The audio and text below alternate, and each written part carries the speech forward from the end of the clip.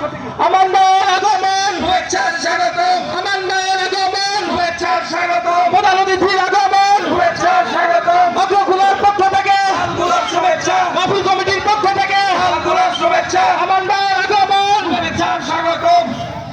শুভেচ্ছার স্বাগতম। আমান ভাইয়ের আগমন, প্রধান অতিথির আগমন, শুভেচ্ছার স্বাগতম। এখনই আপনাদের মাঝে উপস্থিত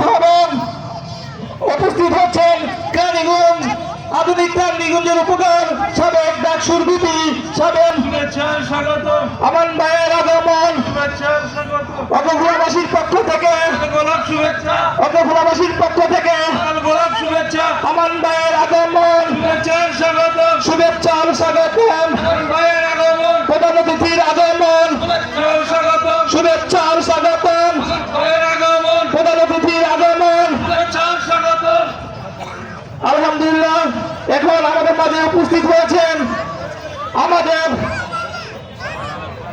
প্রধান অতিথি। এখন আসন গ্রহণ করবেন। আমি বিনীত সবিনয় অনুরোধ জানাচ্ছি প্রধান অতিথিকে আসন গ্রহণ করার জন্য, এবং সেই সকলকে আমি বিনীত অনুরোধ জানাচ্ছি কেউ যেন স্টেজে না উঠে। প্রধান অতিথি এবং সিনিয়র নেতৃবৃন্দ ছাড়া কেউ যেন স্টেজে না উঠে।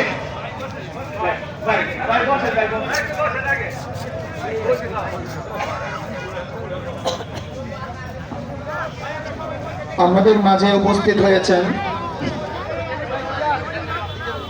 আমরা সকলে প্যান্ডেলের নিচে বসে যাই, এখানে দাঁড়িয়ে না থেকে মেহেরবানি করে প্যান্ডেলের নিচে বসে যাই।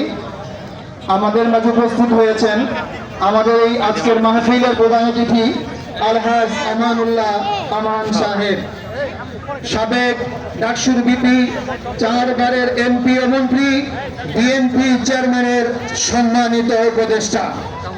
আজকে বিএনপি চেয়ারপারসনের সম্মানিত উপদেষ্টা। এখন আমাদের প্রধান মেহমানকে, প্রধান অতিথিকে ফুল দিয়ে বরণ করে নেবেন।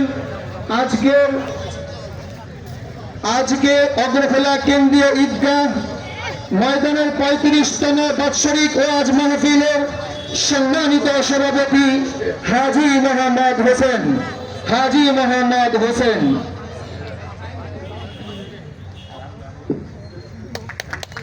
আমরা হাততালি না দিয়ে আমরা জাযাকাল্লাহ বলি। এ পর্যায়ে ফুল দিয়ে বরণ করে নিচ্ছেন যুব সমাজের পক্ষ থেকে মোহাম্মদ শামীম আহমেদ, জাকির হোসেন, নেকদার হোসেন, সারোয়ার হোসেন মন্টু, সাব্বির আহমদ এবং আখতার হোসেন।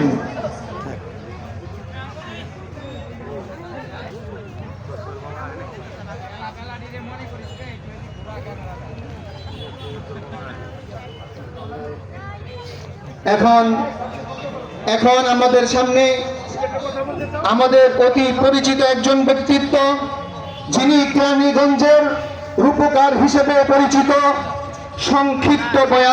সংক্ষিপ্ত বক্তব্য পেশ করবেন। আমি প্রধান অতিথিকে সংক্ষিপ্ত বক্তব্য পেশ করার জন্য অগ্রখোলাবাসীর পক্ষ থেকে সবিনয় অনুরোধ জানাচ্ছি।